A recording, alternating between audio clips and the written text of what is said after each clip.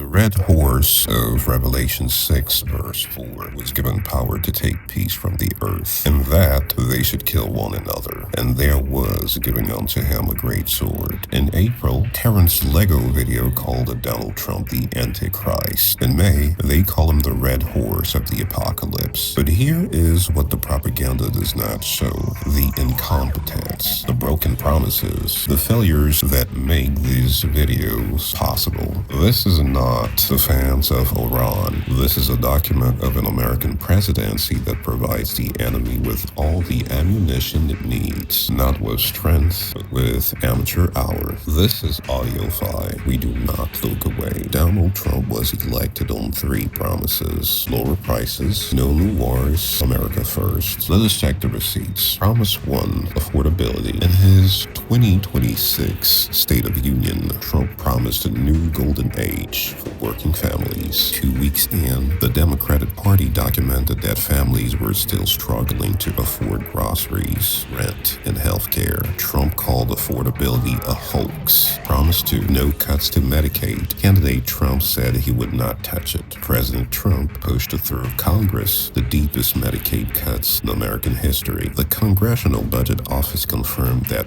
$1.5 trillion in spending cuts cannot be achieved without slashing Medicaid. Nearly every Republican voted for it anyway. Promise 3, protect the working class. By April 2026, Trump's approval rating among households earning under $50,000 has collapsed to 33%. That is a net negative of minus 27 points. His rural base, farmers who voted for him in 2016, 2020, and 2024, are alienated. Tariffs on fertilizer, machinery parts, and foreign goods have driven their costs up. Retaliatory tariffs have killed their export markets. One analysis concludes that Trump's presidency is an immense success from the perspective of the ruling elites and a failure for the common people. So, the people who elected him are suffering. He is cutting their health care. He is raising their prices. He started a war no one asked for. This is not America first. This is America last. On February 28, 2026, Trump launched a joint U.S.-Israeli war against Iran. He did not ask Congress for permission. Article 1 of the Constitution, the part that gives Congress the sole authority to declare war, was ignored.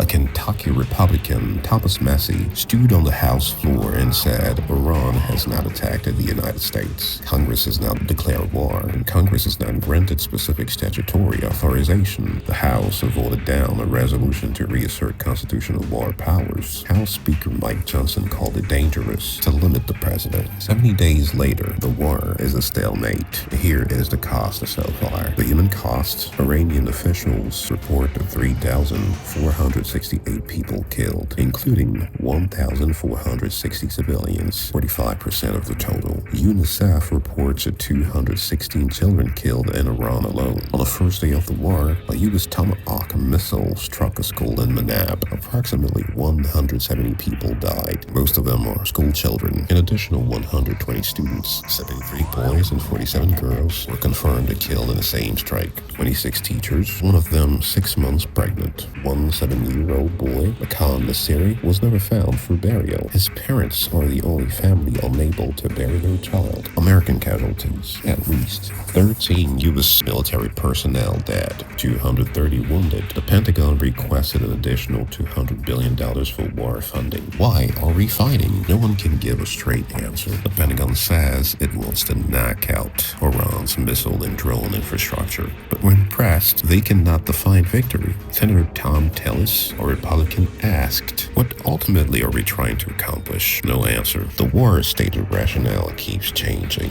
Trump initially says he was helping the Iranian people by toppling the regime. But as an Iranian official noted, Trump's claims are contradicted by the fact that 45% of the dead are civilians. Hospitals, schools, and research centers were bombed across Iran. Here is where incompetence becomes absurd. The Strait of Hormuz carries approximately 1/5 of the world's oil and gas. Since the war started, Iran has effectively shut it. Shipping is in a trickle. 3 tankers exited last week with their tracking system switched off to avoid attack. The economic consequences are already here. Brent crude oil returned to above $100 a barrel. OPEC output dropped to its lowest level in more than 2 decades. Trump could end this tomorrow. He could negotiate a reopening of the strait. Instead, the negotiations are a circus. On May 5th, Axios reported that Trump's administration was nearing a 1-page memorandum of understanding with Iran to end the war. Sanctions relief for a nuclear freeze, a 12 to 15-year uranium enrichment moratorium, progress a path out. Then, on May the 10th, Iran responded to a U.S. proposal. Their terms included an immediate end to the war, the lifting of the U.S. naval blockade, the unfreezing of the Iranian assets, compensation for war damage, and recognition of Iranian sovereignty over the Strait of Hormuz. Within hours, Trump rejected it on social media. He called it totally unacceptable. No further explanation, just a post. Oil prices jumped to 4% the next morning. The strait remains closed. Trump dismissed Iran's proposal again on May the 12th, calling it a piece of garbage. He warned the ceasefire, which he himself extended, is now on life support. The core of the problem is simple. The U.S. proposal asks Iran to surrender its nuclear program, its most sensitive strategic asset, while offering nothing in exchange that addresses the war's actual consequences.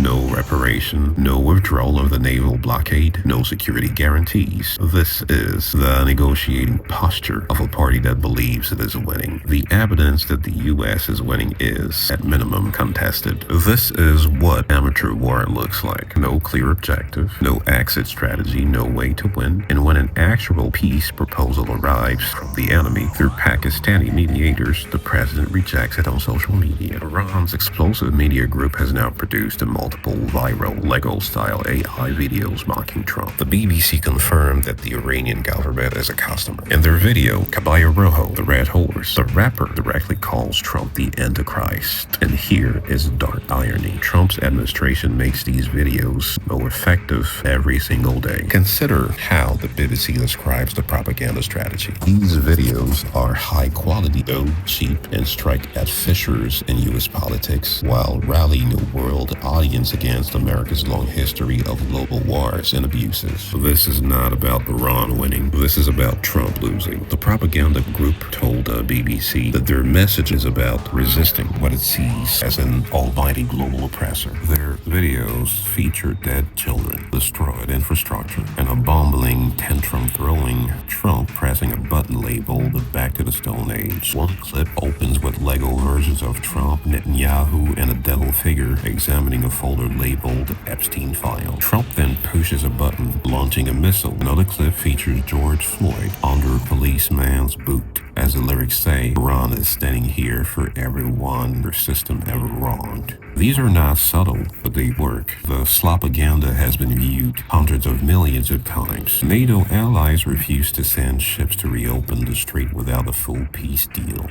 The war is unpopular with American voters, facing sharply higher gas prices. Every day, the war drags on. Every American bomb that kills a child, every soldier who dies for no clear objective. These are not Iranian victories. These are American failures. And Iran does not need propaganda when the truth is filmed and broadcast. Revelation 6 verse 4, and power was given to him that sat thereon to take peace from the earth. The red horse did not need to be evil. It only needed to be incompetent. Trump promised no new wars. He started one.